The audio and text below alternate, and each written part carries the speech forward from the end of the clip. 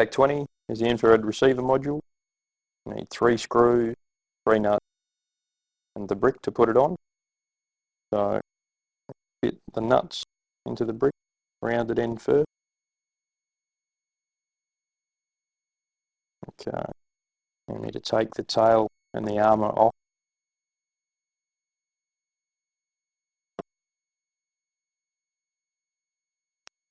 And then fit the brick to the robot's right hand side of the rear. And then fit the infrared receiver module onto that brick. 3 screws.